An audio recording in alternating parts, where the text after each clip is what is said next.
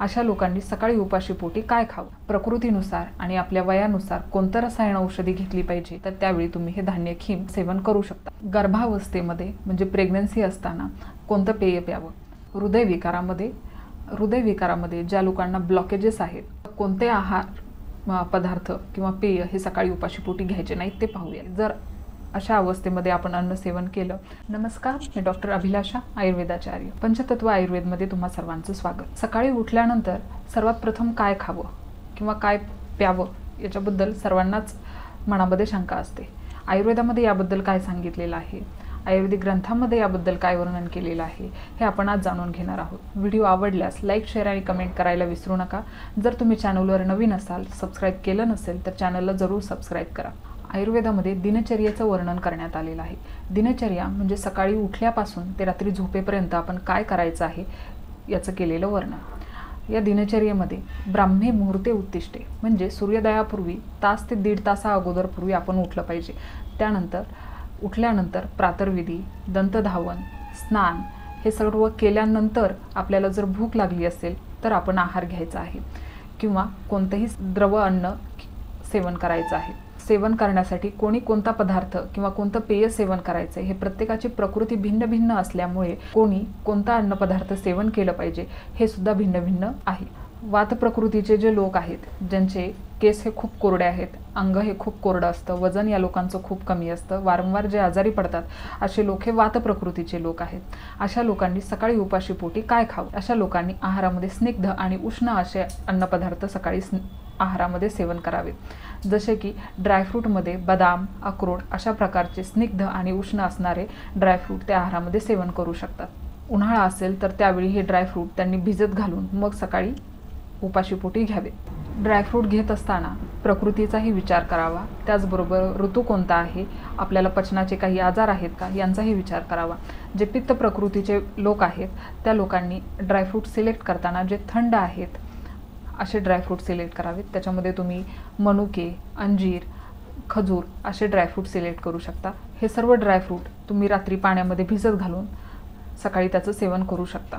8 ते 10 काळे मनुके, 1 ते 2 अंजीर आणि 2 खजूर असे रात्री पाण्यामध्ये भिजत घालावेत आणि सकाळी पाण्यासकट त्यांचं सेवन करावं। कफ प्रकृतीच्या लोकांनी ज्यांचं वजन जास्त आहे किंवा ज्यांना वजन कमी करायचं आहे, ज्यांना भूक लागत नाही आहे, अशा लोकांनी सकाळी उपाशीपोटी शक्यतो ड्रायफ्रूट हे खाऊ नयेत। जर अशा लोकांनी सकाळी ड्रायफ्रूट खाल्ले तर ते पचण्यास जड असल्यामुळे त्यांना भूक लवकर लागणार नाही आणि पचनाचा त्रास त्यांना होऊ शकतो। त्याचबरोबर ज्या लोकांना पचनाचे त्रास आहेत, ॲसिडिटीचा त्रास होतोय, पोट साफ होत नाहीये, कॉन्स्टिपेशनचा त्रास आहे, अशा लोकांनीही काळे मनुके आणि अंजीर हे रात्री पाण्यामध्ये भिजत घालावेत आणि सकाळी उपाशीपोटी त्याचं सेवन करावं। रसायन औषधी म्हणजे अँटी एजिंग इफेक्ट येण्यासाठी जी औषधं घेतली जातात त्यांना रसायन औषधी असं म्हटलं जातं। ही रसायन औषधी ही सुद्धा सकाळी उठल्यानंतर उपाशीपोटी अशा वेळी घ्यायची असतात। आता आपण प्रकृतीनुसार आणि आपल्या वयानुसार कोणतं रसायन औषधी घेतली पाहिजे हे वैद्यांच्या सल्ल्यानुसार घ्यावी लागेल। च्यवनप्राश सारखे काही रसायन औषधी आहेत जे सकाळी उठल्यानंतर उपाशीपोटी घ्यायचं आहे। त्यानंतर भूक लागेपर्यंत काहीही सेवन करायचं नाही। जेव्हा आपल्याला चांगली भूक लागेल त्यावेळेसच आपण पुढचा आहार सेवन करायचा आहे। काही लोक सकाळी उपाशीपोटी पाणी पितात, तर सकाळी उपाशीपोटी अशा प्रकारे पाणी प्यावं का? आयुर्वेदाने अशा प्रकारे उपाशीपोटी पाणी प्यायला सांगितलेलं नाही आहे। जर तुम्हाला तहान लागली असेल तरच तुम्ही पाणी प्या। काही जणांचं असं म्हणणं असतं की आम्ही थंड नाही कोमट पाणी पित आहोत तर ते प्रकृतीसाठी योग्य आहे, परंतु नाही। थंड किंवा गरम कोणत्याही प्रकारचं पाणी जर तुम्ही सकाळी उपाशीपोटी जास्त प्रमाणामध्ये पित असाल आणि तहान लागलेली नसताना सुद्धा पित असाल तर त्याच्यामुळे तुम्हाला अजीर्ण, पचनाचे विविध विकार हे उत्पन्न होऊ शकतात। त्यामुळे जर तहान लागली असेल तरच सकाळी पाणी प्यावं। याच्याबद्दल डिटेलमध्ये व्हिडिओ बनवलेला आहे, त्याबद्दल जर तुम्हाला माहिती असेल तर डिस्क्रिप्शन बॉक्समध्ये त्याची लिंक दिलेली आहे, तेथे जाऊन तुम्ही तो पाहू शकता। उन्हाळ्याचा काळ आहे किंवा ज्या काळामध्ये सप्टेंबर ऑक्टोबरचा जो महिना आहे या महिन्यामध्येही जेव्हा उष्णता जास्त आहे अशा काळामध्ये धान्यक हिम म्हणजेच रात्री पाण्यामध्ये 2 चमचे धणे आणि अर्धा चमचा जिरे पावडर हे भिजत घालणे आणि दिवसभर त्या पाण्याचं सेवन करणे किंवा सकाळी उठल्यानंतर उपाशीपोटी जर तहान लागलेली असेल तर त्यावेळी तुम्ही हे धान्य खीम सेवन करू शकता। याच्यामुळे शरीरामध्ये थंडावा येतो। त्याचबरोबर याची डायुरेटिक अशी ॲक्शन असल्यामुळे ज्या लोकांना लघवीला जळजळ होते, युरिनशी संबंधित काही त्रास आहेत, युरिन इन्फेक्शन आहे, किडनी स्टोन्स आहेत, त्या लोकांसाठीही हे अतिशय उत्तम असं पेय आहे। जर तुम्हाला सर्दी खोकला असेल, कफाचे विकार असतील, वारंवार दम्याचा त्रास होत आहे, अशा लोकांनी सकाळी कोणत्या प्रकारचं पेय प्यावं ते आपण आता पाहूयात। काही तुळशीची पानं, गवती चहा, त्यासोबत थोडासा गूळ, दालचिनीचा 1 इंचाचा तुकडा असं सर्व एकत्र मिक्स करायचं आहे आणि त्याचा काढा बनवून गूळ मिक्स करून तो आपण सेवन करायचा आहे। सकाळी सकाळी जेव्हा काहीतरी गरम पिण्याची इच्छा होते त्यावेळेस चहाच्या ऐवजी हे पेय तुम्ही घेऊ शकता। याच्यामुळे तुम्हाला जे कफाचे विकार आहेत ते नक्कीच कमी होतील। सर्दी खोकला याच्यामध्ये तुम्हाला आराम पडेल। ज्या लोकांमध्ये मेदाची वृद्धी झालेली आहे, म्हणजे वजन जास्त वाढलेलं आहे, शरीरामध्ये फॅटचं प्रमाण हे जास्त आहे, अशा लोकांना वजन कमी करण्यासाठी, शरीरातील चरबी कमी करण्यासाठी त्यांनी सकाळी मध आणि पाणी हे एकत्र सेवन करू शकतात। परंतु एक गोष्ट लक्षात ठेवायची आहे की मध हा गरम पाण्यामध्ये मिक्स करायचा नाहीये। मध हा उकळलेलं पाणी थंड झाल्यानंतर त्यामध्ये 1 चमचाभर मध मिक्स करून मग त्याचं सेवन करायचं आहे। त्याच्यामुळे शरीरामधील चरबी कमी होण्यास नक्कीच मदत होईल। गर्भावस्थेमध्ये म्हणजे प्रेग्नन्सी असताना कोणतं पेय प्यावं? 1 चमचा शतावरी पावडर मिक्स केलेलं किंवा शतावरी कल्प मिक्स केलेलं दूध आपण सकाळी उपाशीपोटी घेऊ शकता। त्याचबरोबर डिलिव्हरीनंतरही शतावरी कल्प किंवा शतावरी पावडर 1 चमचा 1 ग्लास दुधामध्ये मिक्स करून किंवा अळीवची खीर सुद्धा तुम्ही सकाळी घेऊ शकता। किंवा जर तुम्हाला शक्य असेल तर ड्रायफ्रूटचे लाडू किंवा डिंक लाडू हे तुम्ही सकाळी उपाशीपोटी घेऊ शकता। हृदयविकारामध्ये ज्या लोकांना ब्लॉकेजेस आहेत, म्हणजे कोरोनरी आर्टरीमध्ये ब्लॉकेजेस आहेत, अशा लोकांनी अर्जुन साल ही पाण्यामध्ये उकळून त्याचा काढा सकाळी उपाशीपोटी घ्यायचा आहे।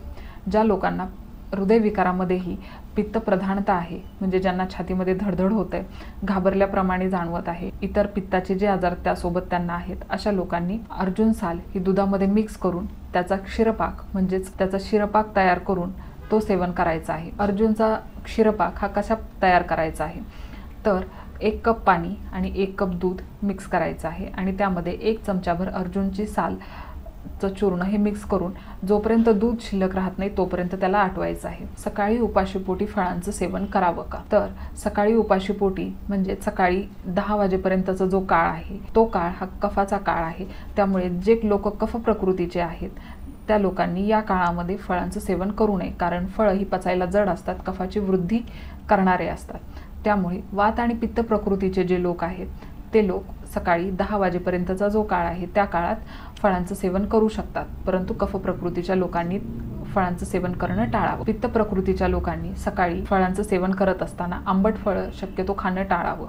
त्यामध्ये जे मधुर रसाची फळं आहेत ती सेवन केली तर ती त्यांच्यासाठी फायदेशीर ठरते। आता कोणते आहार पदार्थ किंवा पेय हे सकाळी उपाशीपोटी घ्यायचे नाहीत ते पाहूयात। सकाळी उपाशीपोटी चहा किंवा कॉफी ही घेऊ नये, त्याच्यामुळे शरीरामध्ये आम्लता ही जास्त प्रमाणामध्ये वाढते। त्याचा परिणाम आपल्या पचनावर होऊन भूक कमी लागणं, आम्लपित्ताचा म्हणजेच ॲसिडिटीचा त्रास होणं, अजीर्ण होणं अशा प्रकारचे त्रास हे उत्पन्न होऊ शकतात। सकाळी भूक लागल्याशिवाय कोणताही आहार पदार्थाचं सेवन करू नये। जर भूक लागली नसेल तर जोपर्यंत आपल्याला चांगली भूक लागत नाहीये तोपर्यंत काहीही खाऊ नये। अजीर्ण झालं असेल, पोट साफ झालं नसेल, शरीरामध्ये जडता जाणवत असेल तर अशा वेळी सकाळी लवकर काही अन्न सेवन करू नये। जोपर्यंत आपल्याला चांगली भूक लागत नाहीये त्याशिवाय अन्न सेवन करायचं नाही। जर अशा अवस्थेमध्ये आपण अन्न सेवन केलं तर ते आपल्या पचन संस्थेवर त्याचा अतिरिक्त भार पडतो।